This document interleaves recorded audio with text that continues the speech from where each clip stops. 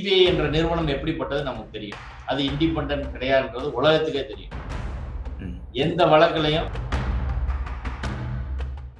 சாதகம் தான். ஆனா அதுல ஒரு பிரச்சனை என்னன்னா, குடும்பி பிஜேபி கையில போயிடுச்சு. சிபிஐ என்ற நிறுவனம் எப்படி இருக்கு அப்படின்றது முக்கியம். சிபிஐ என்ற நிறுவனம் முழுக்க நீதிபதி கட்டுப்பாட்டுல எல்லாம் இயங்காது. அது அமித்ஷா கட்டுப்பாட்டுல இயங்கும்.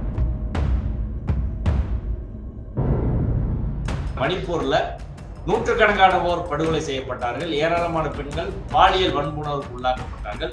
எல்லாத்துக்கும் வீடியோ எவிடன்ஸ் இருந்துச்சு. அந்த வழக்கில் கூட மணிப்பூர் அதிகாரி யாரும் அதுல இருக்கக்கூடாதுன்னு எங்கேயாவது சொல்லிச்சா சுப்ரீம் கோர்ட்டு? இந்த 3 பேரும் குறைந்தபட்ச சம்பளத்தில் வேலை செய்யக்கூடிய நபர்கள் கிடையாது. மிக பெரிய சம்பளம் வாங்கக்கூடிய ஒரு நபர். தமிழக அரசு இதை அவங்கள அஃபர்ட் பண்ணி ஒரு கேஸை கொண்டு வராங்க. எதுக்கும் இல்லாத அக்கறை இதற்கு எதற்கு அப்படின்ற ஒரு கேள்வி வருது இல்லை. மற்ற கேஸுக்கெல்லாம் பண்ணலை. ஆனால் இந்த விஜய்யுடைய தாவேக்கனுடைய இந்த வழக்கு மற்றும் இவ்வளோ சிரத்தை எடுத்து பண்ணுறாங்களா? கரெக்டாக அவரை ஃபிக்ஸ் பண்ணிட்டோம்னா நம்மளுக்கு பொலிட்டிக்கலாக மைலேஜ் அப்படின்னு திமுக கருதுனால தான் இதை அப்படி பண்ணுறாங்க. இந்த விஷயத்துக்கு பண்ணுறாங்க, செந்தில் பாலாஜி விஷயத்துக்கு பண்ணுறாங்க. ஆனால் அனைத்து ஜாதி அர்ச்சகர் வழக்குக்கு நீங்கள் அப்படி சீரியஸாக அவங்க பண்ணுறதில்ல.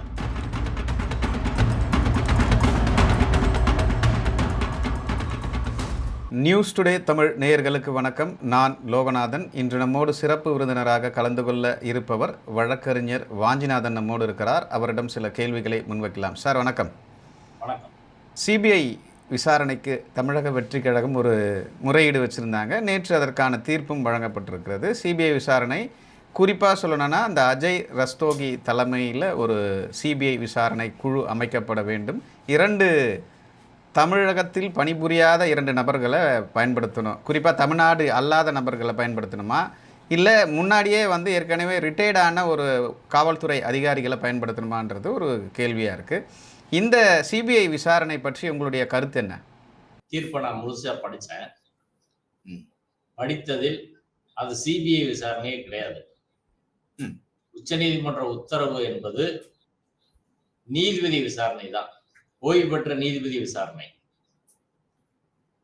ஓய்வு பெற்ற நீதிபதி திரு அஜித் ரஸ்தோகி அவர்களிடம்தான் ஒட்டுமொத்த விசாரணைக்கான அதிகாரமும் ஒப்படைக்கப்பட்டிருக்கிறது. அவர் ஓய்வு பெற்ற உச்ச நீதிமன்ற நீதிபதி. நிறைய வழக்குகள்ல அவர் தீர்ப்பு சொல்லியிருக்காரு. பல வருடங்களுக்கு முன்பே ஓய்வு பெற்றவர். முக்கியமா குஜராத்ல 2002 நடந்த அந்த இஸ்லாமியர்கள் மீதான இனப்படுகொலை நம்மளுக்கு நினைவிருக்கும். கண்டிப்பா. அந்த படுகொலையில் சம்பந்தப்பட்ட நபர்கள் பில்கிஸ் பானு என்பவரை ரேப் செய்து உறவினர்களை கொன்ற வழக்கில் தண்டனை பெற்ற குற்றவாளிகள். அந்த வழக்கு குஜராத்திலிருந்து மகாராஷ்டிராவுக்கு மாற்றப்பட்டு மகாராஷ்டிரா மாநில நீதிமன்றத்தில் விசாரிக்கப்பட்டு தீர்ப்பளிக்கப்படுகிறது. அதற்கு பிறகு அவர்கள் சிறையில் இருக்கும்போது தண்டனை குறைப்பு கோரி குஜராத் உயர் நீதிமன்றத்தை அணுகி பின்பு உச்ச நீதிமன்றத்தை அணுகுகிறார்கள். உச்ச நீதிமன்றத்தில் அந்த வழக்கை விசாரித்தவர் இன்று கரூர் விஷயத்துக்காக நியமிக்கப்பட்டிருக்கக்கூடிய திரு அஜித் ரஸ்தோகி தான்.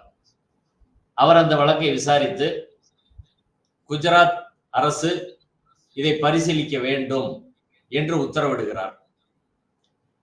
அந்த உத்தரவு அதற்கு பிறகு மீண்டும் இந்த வழக்கு உச்ச நீதிமன்ற விசாரணைக்கு வருகிறது. இவர் ஓய்வு பெற்றவுடன் வேறு நீதிபதி விசாரணைக்கு சென்று வேறு அமர்வு இந்த நீதிபதி அஜித் ரஸ்தோகி அவர்கள் கொடுத்த தீர்ப்பு என்பது பெர் இன்கூரியம் சட்டத்தின் படியானது அல்ல என்று சொல்லி அந்த தீர்ப்பை ரத்து செய்து விட்டார்கள். உச்ச நீதிமன்ற வரலாற்றில் இது போல தீர்ப்புகள் ரத்து செய்யப்படுவது எப்பயாவது நடக்கும். அப்படி இந்த நீதிபதியின் தீர்ப்பானது ரத்து செய்யப்பட்டது. அந்த வழக்கு சரியான முறையில் விசாரிக்கப்படவில்லை என்ற அடிப்படையிலே இவருடைய தீர்ப்பு என்பது ரத்து செய்யப்பட்டது. அந்த பில்கிஸ் பானு வழக்கு நம்ம எல்லாருக்கும் தெரியும். அவ்வளவு கொடூரமான வழக்குல மனித உரிமை பாராமல் ஒரு உத்தரவு. குறிப்பாக அங்க யாருக்கு அதிகாரம் இருக்கு, தண்டனை குறைப்புக்கான அதிகாரம் வழக்கு எங்க விசாரிச்சாங்களோ அந்த மாநில அரசாங்கம் தான் இருக்கு. வழக்கு மகாராஷ்டிராவில் விசாரிக்கப்பட்டது. மகாராஷ்டிரா கோர்ட்ல ஒப்பீனியன் கேட்கணும். ஆனா குஜராத்துக்கு ஒரு உத்தரவு போட்டாரு. அது ரத்து செய்யப்பட்ட பின்னாலே. அப்படிப்பட்ட அவர் வழங்கிய தீர்ப்புல முக்கியமான தீர்ப்பாக இந்த தீர்ப்பை நாம் சொல்ல முடியும். இதை தாண்டி சொல்லிக் கொள்ளும்படியாக கிரிமினல் சைடுல அவர் எக்ஸ்பர்ட் அல்லது மனித உரிமை சார்ந்த விஷயங்கள் எக்ஸ்பர்ட் அப்படின்னு எதுவுமே அவரை பற்றியான இது தெரியல. அவர் ஒரு 10ஓட 11வது நீதிபதியாக இருந்து அப்படியே ஓய்வு பெற்ற ஒரு நபராகத்தான் இருக்கிறார். ராஜஸ்தான் உயர் நீதிமன்றத்திலிருந்து எலிவேட் ஆகி வந்தவர். மற்றபடி ரொம்ப குறிப்பிடத்தக்க தீர்ப்புகள் எல்லாம் அவர் தனியா வரல, மற்ற பெஞ்சில கூட இருந்திருக்காரு. அதே சமயம் அவர் தனியாக வழங்கிய தீர்ப்புகள் ஒரு மனித உரிமைக்கான பல்வேறு தீர்ப்புகள் அவர் வழங்கியவராக இல்லை. அதனால உச்ச நீதிமன்றம் என்ன காரணத்துக்காக அவரை தேர்வு செய்தார்கள் அப்படின்ற விஷயம் நம்மளுக்கு இதுவரை தெளிவாகல. உத்தரவுல எங்கேயுமே இல்லை. இரண்டாவது, இந்த உச்ச நீதிமன்ற உத்தரவு நான் ஏன் சிபிஐக்கு மாற்றப்படவில்லை அப்படின்னு சொல்றேன்னா, உச்ச நீதிமன்றம் கிரிமினல் இன்வெஸ்டிகேஷனையும் கமிஷன் ஆஃப் என்கொயரி ஆக்டின் கீழான இன்வெஸ்டிகேஷன் என்கொயரியையும் குழப்பி சரியான புரிதலின்றி அந்த தீர்ப்பை வழங்கி இருக்கிறார்கள். அந்த தீர்ப்பில் சிபிஐ அதிகாரிக்கு முழு அதிகாரம் கொடுக்கப்படவில்லை. சிபிஐ விசாரணை, சிபிஐ குழு என்ன செய்யணும்? சிபிஐ குழு எல்லா விதமான எவிடன்ஸை கலெக்ட் பண்ணி நீதிபதி குழுவிடம் கொடுக்க வேண்டும். நீதிபதி குழு அதை பரிசீலிச்சு நீ இப்படி இப்படி இன்வெஸ்டிகேட் பண்ணு, இந்த ஆங்கிள் இன்வெஸ்டிகேட் பண்ணு என்று உச்ச நீதிமன்ற ஓய்வு பெற்ற நீதிபதி அவர்கள் வழிகாட்டுவார். இந்த விசாரணைக்கான நடைமுறைகளை அவரே வகுத்துக் கொள்ளலாம். மிக குறிப்பாக அவர்கள் தனியாக விசாரணை நடத்தலாம் என்று உச்ச நீதிமன்றம் சொல்லியிருக்கு. எந்த வழக்கில் இப்படி செய்ய முடியும்னு எனக்கு தெரியல. குறிப்பா ஒரு 4வது உத்தரவாக the committee may undertake an inquiry into any matter ancillary incidental to the Karur stampede which might be necessary to ensure fair, transparent and independent investigation. இப்ப கமிட்டி ஒரு விசாரணை நடத்தும். the committee shall devise its own procedure அப்படின்னு சொல்றாங்க. இன்வெஸ்டிகேஷனை monitor பண்ணணும், என்ன ஆங்கில விசாரிக்கணும்னு சொல்லணும், எவிடன்ஸை ரிவ்யூ பண்ணி இது சரியில்லை இதை எடுங்க, இதை எடுக்கக்கூடாது அப்படின்னு சொல்லலாம். கமிட்டியும் தனியா என்கொயரி பண்ணணும்னா இப்ப யார் விசாரிக்க போறான்ற கேள்வி இருக்கு. காவல்துறை சிபிஐ விசாரணையா அல்லது கமிட்டி விசாரணையா? 2 பேரும் ஆளுக்கு ஒரு பக்கம் வச்சு 2 ரிப்போர்ட் இருந்துச்சுன்னா எந்த ரிப்போர்ட் எடுத்துக்கொள்ளப்படும்? இப்ப ஒரு கிரிமினல் இன்வெஸ்டிகேஷன் அப்படின்றதுக்கான அடிப்படை கிரிமினல் இன்வெஸ்டிகேஷன் சிஆர்பிசி இன்னைக்குள்ள பிஎன்எஸ்எஸ் ஆக்டின் படிதான் செய்யணும். வேற எந்த சட்டத்தின் படியும் செய்ய முடியாது. கமிஷன் ஆஃப் என்கொயரி ஆக்ட்ல ஒரு விசாரணை நடக்குதுன்னா அந்த ஆக்டின் கீழ் தான் அது செய்ய முடியும். அந்த விசாரணை என்பது வெறும் என்கொயரி தான். அது ஜஸ்ட் ஃபேக்ட் ஃபைண்டிங் கமிட்டி. இப்ப நீதிபதி அருணா ஜெகதீசன் ஆணையம் ஃபேக்ட் ஃபைண்டிங் கமிட்டி போலதான். அதற்கு கிரிமினல் இன்வெஸ்டிகேஷனுக்கான பவர் இல்ல. கிரிமினல் இன்வெஸ்டிகேஷன் என்பது சிஆர்பிசிலையும் சரி பிஎன்எஸ்எஸ்லயும் கிரிமினல் இன்வெஸ்டிகேஷனுக்கான டெஃபனிஷன் இருக்கு. கமிஷன் ஆஃப் என்கொயரி ஆக்ட்ல அந்த என்கொயரிக்கான டெஃபனிஷன் இருக்கு. இப்படி இருக்கிற போது இது ரெண்டையும் குழப்பி உச்ச நீதிமன்றம் சொல்லி இருக்கிறது. அதனாலதான் நான் சொல்றேன், முழுமையாக சிபிஐ வசம் இந்த வழக்கு ஒப்படைக்கப்படவில்லை. சட்டப்படி காவல்துறை தான் இன்வெஸ்டிகேட் பண்ண முடியும். ஆனால் ஒரு ஓய்வு பெற்ற உச்ச நீதிமன்ற நீதிபதி அவர்கள் இன்வெஸ்டிகேட் பண்ணும் வகையில் இந்த உத்தரவு வழங்கப்பட்டிருக்கிறது. நிச்சயமாக சிஆர்பிசிக்கு எதிரானது, புதிய பிஎன்எஸ்எஸ் சட்டத்துக்கு எதிரானது. முக்கியமான சார் அதுல ரெண்டு அதிகாரி இருக்காங்களா சார்? முன்னாள் காவல்துறை அதிகாரியோ இல்ல வெளி மாநிலங்கள்ல வேலை செய்யக்கூடிய அதிகாரியோ இருக்கணும்னு சொல்றாங்கல்ல? அதுல 2 ஐஜி லெவல் அதிகாரி போடணும்னு சொல்றாங்க. அப்புறம் எப்படி சார் அது மிஸ் ஆகும்? அது ஒரு முக்கியமான பிரச்சனை. அதுல 2 இருக்கு. ஒண்ணு ஐஜி லெவல் அதிகாரி போட்டாலும் தீர்மானிக்கிறது யாருன்னா சேர்மன் ஆஃப் த கமிட்டி தான். அவர் தான். அவருக்கு தான் ஜட்ஜ் ஓன் ப்ரொசீஜரை எவால்வ் பண்ணிக்கலாம் அப்படின்னு கமிட்டி ஓன் ப்ரொசீஜரை எவால்வ் பண்ணலாம் அப்படின்னு சொல்லியிருக்கு. அதுக்கு ஹெட் ஜட்ஜ் தான். இப்ப இவங்க 2 பேரும் என்ன சொன்னாலும் இறுதி முடிவு எடுக்க போறது அவர் தான். இதுல மெஜாரிட்டி எல்லாம் கிடையாது. கமிட்டி சேர்மன் என்ன சொல்றாரோ அதுபடிதான் நடக்கணும். ஒண்ணு.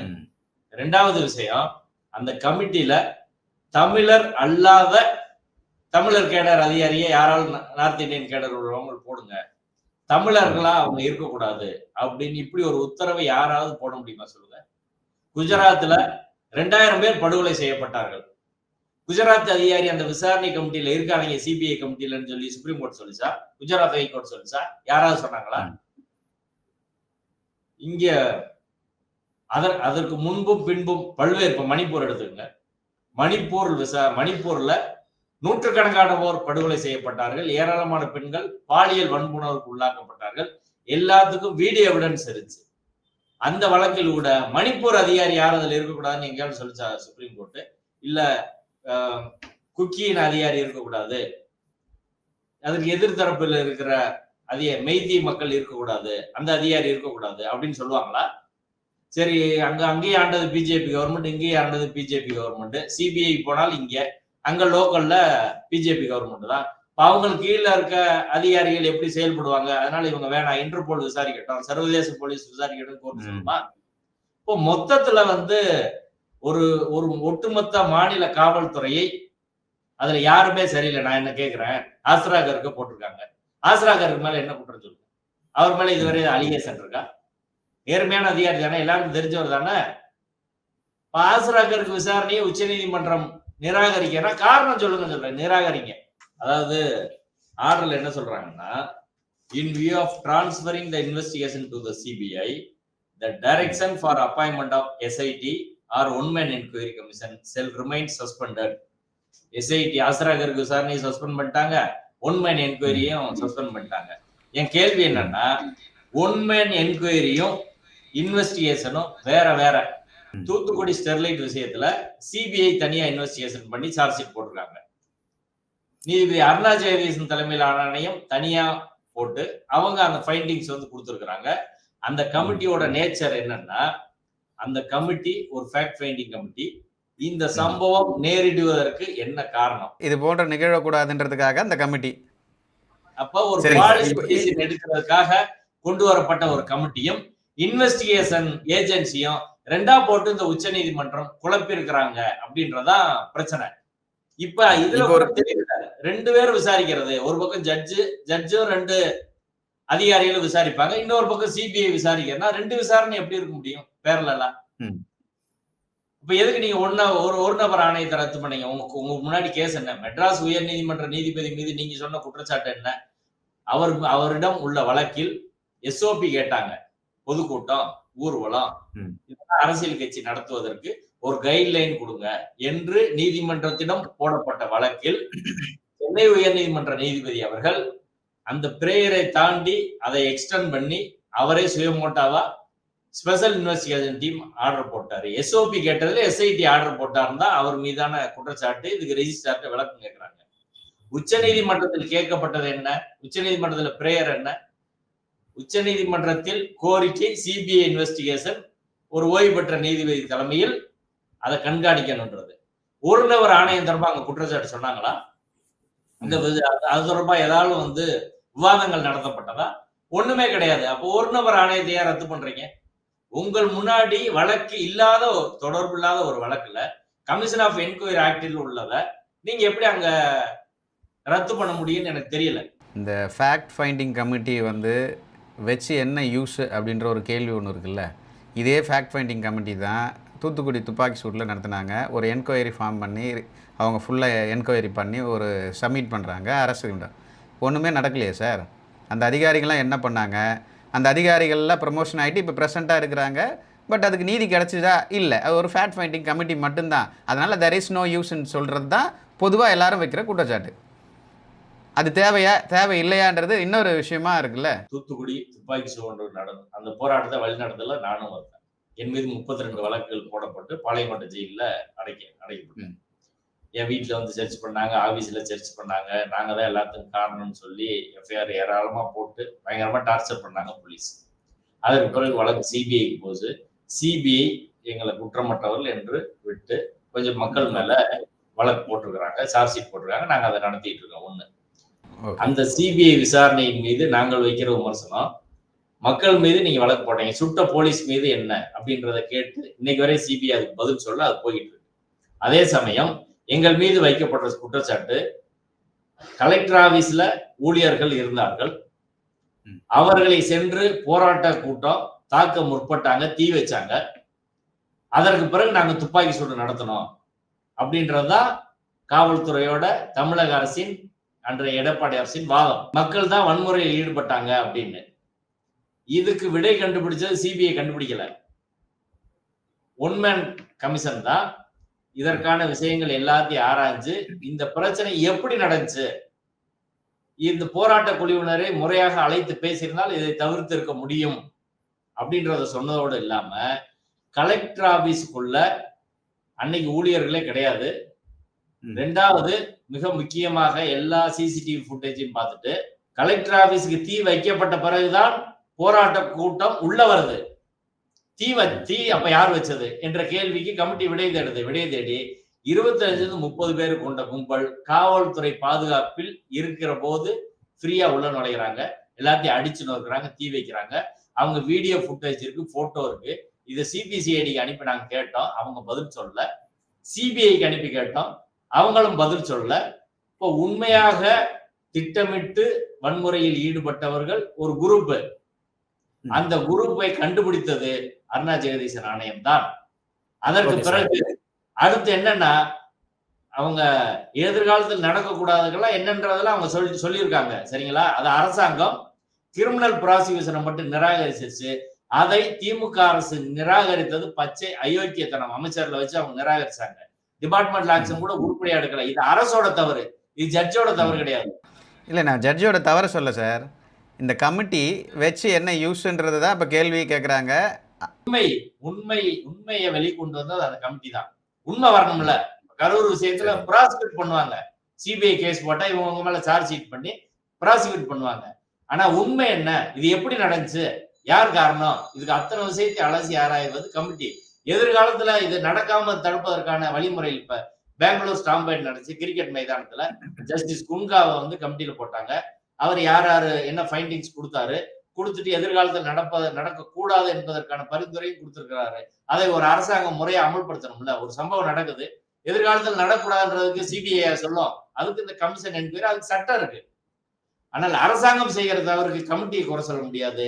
அந்த கமிட்டிக்கு நிச்சயம் பலன் இருக்குது. அது அந்த ரிப்போர்ட் வந்து ஒரு ஹிஸ்டாரிக்கல் ரிப்போர்ட் அப்படின்னு தான் சொல்ல முடியும். ஏடிஎம்கே ஒரு கேள்வி கேட்கக்கூடாத ஒரு சூழ்நிலைக்கு தள்ளப்படுவதற்காகத்தான் அருணாச்சல ஜெகதீசனுடைய கமிட்டியை வந்து டிஎம்கே போட்டு இருக்குதுன்னு ஒரு குற்றச்சாட்டு இருக்கு. உங்களுடைய ஒப்பீனியன் என்ன? அவங்க வந்து ஏன்னா நீங்க ஒரு நம்பர் கமிஷன் ஏன் போட்டீங்கன்னு கேள்வி கேட்க முடியாது இல்ல ஏடிஎம்கே? இல்ல, ஏன் கேட்க முடியாது இல்ல, அவங்களே முடியாது சார். ஆமா, நீங்க ஏற்கனவே போட்டீங்கல்ல, அப்ப அந்த கமிட்டி வந்து பொய்யான்னு கேட்பாங்க. இல்ல, அது சரிதான். அதுக்கு மேலே நம்பிக்கை இல்லைன்னா, இப்போ நாங்கள் போட்டது மேலே உங்களுக்கு நம்பிக்கை இல்லைன்னு நீங்கள் சொல்லுவீங்களா? அப்போ உங்கள் கமிட்டி மேலே உங்களுக்கு நம்பிக்கை இல்லையா அப்படின்னு ஒரு திமுக ஒரு கிராஸ் கொஸ்டின் வச்சு என்ன பண்ணுவீங்க? அரசியல் கணக்குகளை தாண்டி இஷ்யூக்குள்ளதான் நம்ம பார்க்கணும். இது இல்லைனாலும் இன்னொரு பதில் சொல்லுவாங்க. எடப்பாடி ஒன்று பேசுவாரு, இதெல்லாம் அரசியலுக்கு பேசுறாங்க. அன்னைக்கு திமுக என்ன பேச்சு, குற்றவாளி கூண்டுல ஏத்துவோம் எல்லாரையும் சொன்னாங்க, வந்ததை செஞ்சாங்களா? அதனால இதெல்லாம் அரசியலுக்கு செய்யப்படுது. அதை தாண்டி நம்ம மக்கள், உச்சநீதிமன்றம் சொல்லி இருக்கிறது மக்களுக்கான உண்மை பிரச்சனை, இது மக்களுக்கான நீதி கிடைக்கணுன்றதான். ஸ்டெர்லைட் பிரச்சனை இதுவரை நீதி கிடைக்கல, இந்த பிரச்சனையில் நீதி கிடைக்குமான்றது தெரியலன்றதான். சரிங்க சார். இப்போ உச்சநீதிமன்றம் யாருக்கும் இல்லாத ஒரு எக்ஸ்டென்ஷன் வந்து தாவேகாவிற்கும் விஜய்க்கும் கொடுத்துருக்கிறதுக்கு என்ன காரணம்? இல்ல, எக்ஸ்டென்ஷன் இல்ல, அப்படி அதை நம்ம இதுல பார்க்க வேண்டியதில்லை. உச்சநீதிமன்றம் தாவேகாவை பாராட்டல. அதாவது எஸ்ஐடி, தமிழ்நாடு அரசு எஸ்ஐடி வந்து குறை சொல்ல, அருணா ஜெகதீசன் ஆணையத்தை குறை சொல்ல. அரசு அதிகாரிகள், காவல்துறை உயர் அதிகாரிகள் பேட்டி கொடுத்தாங்க இந்த சம்பந்தமா. அதனால இவங்க விசாரணை, இவங்களுக்கு கீழ் விசாரணை நடந்தா அது சரியாக இருக்காது, ஒரு ஃபேர் இன்வெஸ்டிகேஷன் வேணா வேற ஏஜென்சிக்கு போகணும் அப்படின்னு தான் இத மாத்திருக்கிறாங்க. மற்றபடி யாரும் அடுக்கடுக்கான குற்றச்சாட்டை முன் வச்சிங்க. இந்த விசாரணையில் அவரது நீதிபதி, அதாவது உச்ச நீதிமன்ற முன்னாள் நீதிபதி ரஸ்தேகி வந்து தலையிடலாம், அவருடைய அறிவுரையை பரிந்துரை செய்யலாம், அதன் பிறகு வந்து சிபிஐ வந்து விசாரிக்கலாம், சிபிஐ வந்து முழுமையான ஒரு விசாரணையை செய்ய முடியாதுன்னு நீங்கள் தான் குற்றம் சாட்டினீங்க. ஆமாம். அப்புறம் எப்படி சார், இது ஒரு எக்ஸம்ஷன் தானே? அப்போ அது தாவேகாக்கு ஒரு சாதகமான ஒரு சூழல் தானே? பொலிட்டிக்கலா இது வந்து தாவேகாக்கு சாதகம் தான். ஆனா அதுல ஒரு பிரச்சனை என்னன்னா, குடுமி பிஜேபி கையில போயிடுச்சு. சிபிஐ என்ற நிறுவனம் எப்படி இருக்கு அப்படின்றது முக்கியம். சிபிஐ என்ற நிறுவனம் முழுக்க நீதிபதி கட்டுப்பாட்டுல எல்லாம் இயங்காது, அது அமித்ஷா கட்டுப்பாட்டுல இயங்கும். இப்போ இந்த கேள்வி ஒன்று வருது இல்ல, ரஸ்தேகி வந்து எங்கே பணியாற்றினார், யாருக்காக அந்த தீர்ப்பை கொடுத்தாரு, அவருக்கும் நம்ம உள்துறை அமைச்சருக்குமான தொடர்பு என்னன்றது வெளிப்படையாக இப்போ தெரியுது இல்லை? இப்போ ஏன் வந்து அந்த கமிட்டிக்குள்ள கொண்டு வந்தாருன்ட்டு?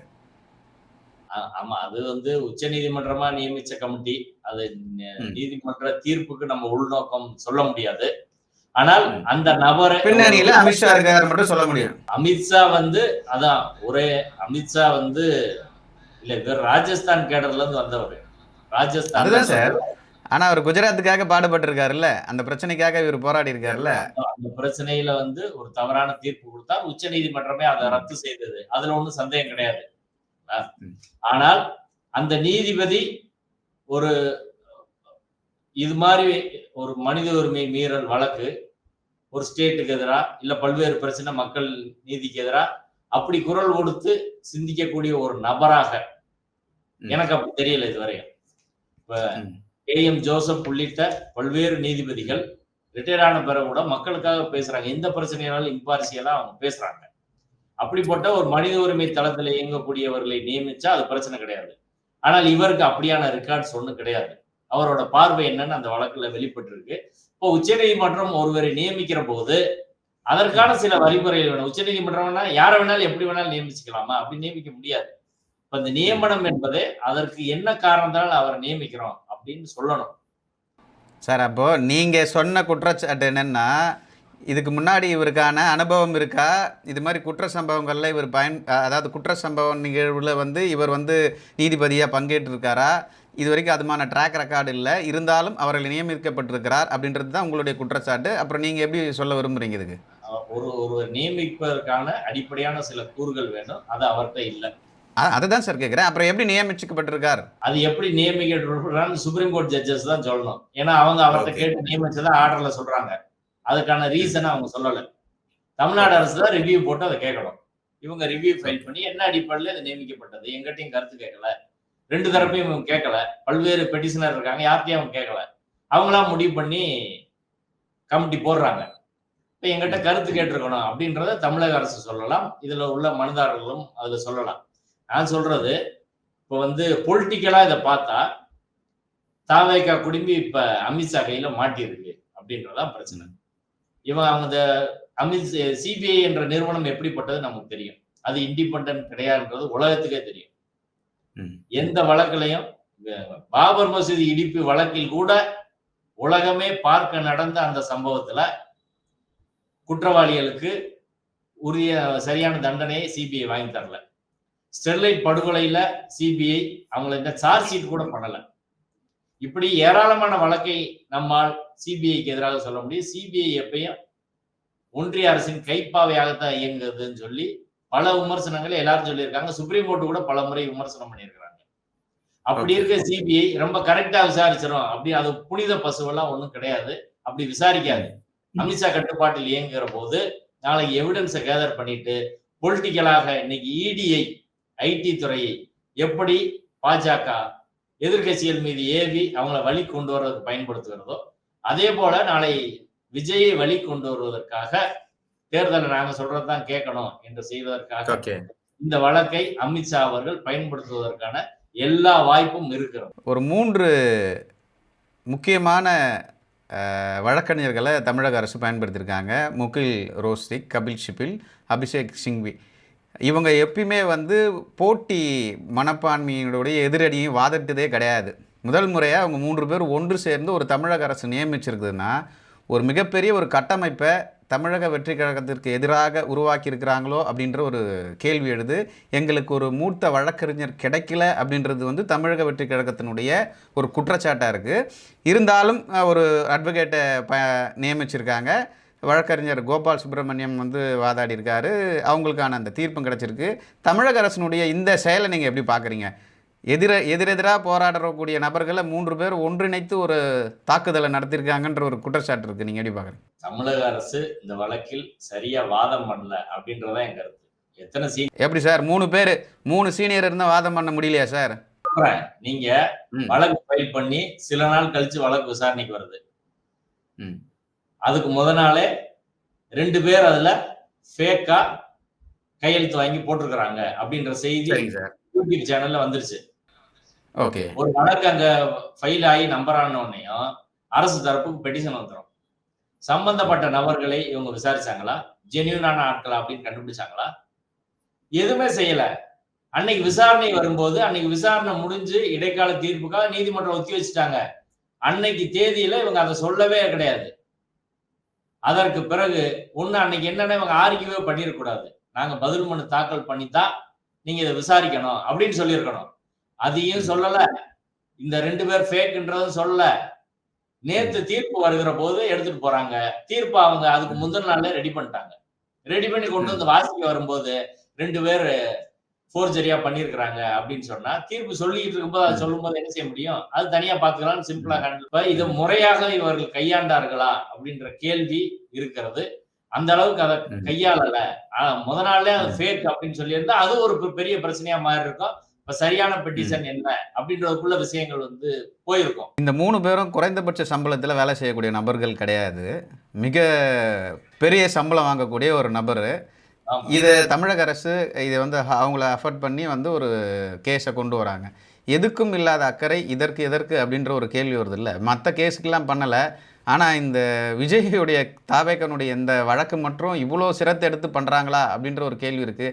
இதில் பின்னணியில் பழிவாங்கப்படுகிறார் விஜய் அப்படின்ற ஒரு கேள்வியும் முன்வைக்கப்படுது இல்லை. தமிழ்நாட்டு அரசியல் நடந்த மிக முக்கியமான ஒரு சம்பவம். அடுத்து தேர்தல் வரப்போகுது. இந்த தேர்தல்ல விஜய் ஒரு தாக்கத்தை ஏற்படுத்துவார் என்பது திமுகவுக்கு நல்லா தெரியும். அவர் பின்னாடி ஆயிரக்கணக்கான இளைஞர்கள் போறாங்க. அது எப்படி போறாங்கன்றது 2வது விஷயம். ஆனா போறாங்க. அப்படி இருக்கிற போது இது அவர்களை ஒரு போட்டியாக திமுக கருதுகிறது.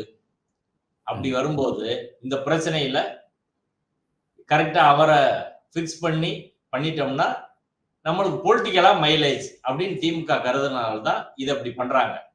இந்த விஷயத்துக்கு பண்றாங்க, செந்தில் பாலாஜி விஷயத்துக்கு பண்றாங்க. ஆனால் அனைத்து ஜாதி அர்ச்சகர் வழக்குக்கு நீங்க அப்படி சீரியஸா அவங்க பண்றது இல்லை. அனைத்து ஜாதி அர்ச்சகர் விஷயம் திமுகவோட கொள்கை விஷயம் தான். 2022 ஸ்டே கொடுத்துட்டாங்க. இன்னைக்கு வரை அந்த ஸ்டே வெக்கேட் பண்ணல, அப்பாயின்மெண்ட் போட முடியல அப்படின்றதான். இப்ப இதுக்கு பொலிட்டிக்கல் தேர்தல் சம்பந்தமானதுனா திமுக அதுக்கு முக்கியத்துவம் கொடுத்து செய்யுதுதான் அப்படின்னு தான் நானும் சொல்றேன். திமுக முக்கியத்துவம் கொடுத்து செய்கிறது. அது தாவேகா அரசியல் ரீதியாக இங்க ஒரு கட்சியாக எழுந்து நிக்கிறதுனால இவங்க அதை செய்யறாங்க. ஆனால் அது பொலிட்டிக்கலான ரீசன்ஸ் தான். மற்றபடி அதை தாண்டி ஒண்ணும் கிடையாது. 2வது இது முக்கியமாக தமிழ்நாடு அரசின் மான பிரச்சனை கூட. இந்த தமிழ்நாட்டுல எதுவுமே விசாரிக்க கூடாது, இங்க உள்ள அதிகாரிகள் எதுவுமே யாருமே சரியில்லை அப்படின்னு சொல்றா. அதை ஸ்ட்ராங்கா கவுண்டர் பண்ண வேண்டிய பொறுப்பும் கடமையும் திமுக அரசுக்கு இருக்கு. எனவே சீனியர் வக்கீல் வச்சது அதுல தவறு கிடையாது. அவர்களும் சீனியர் வக்கீல் தான். 2-3 சீனியர் அட்வொகேட் வச்சுதான், அரிமயா சுந்தரம், கோபால் சுப்பிரமணியம் எல்லாம் பெரிய சீனியர் வச்சுதான் அவங்கள அறிக்கை பண்ணியிருக்காங்க. இவங்களும் அதுக்கு ஈக்குவலா அப்படி வைக்கிறது அப்படின்றது உச்ச நீதிமன்றத்தில் நடப்பதுதான். அதுல ஸ்பெஷலா எனக்கு பொறுத்தவரை ஸ்பெஷலா ஒன்றும் தெரியல. ஓகே சார், பல்வேறு விஷயங்களை குறிப்பாக இந்த சிபிஐ விசாரணை குறித்து நிறைய விஷயங்களை ஷேர் பண்ணியிருக்கீங்க நியூஸ் டுடே தமிழுக்கு. மீண்டும் ஒரு நிகழ்ச்சியில் மீண்டும் சந்திக்கலாம். நன்றி, வணக்கம் சார். நன்றி.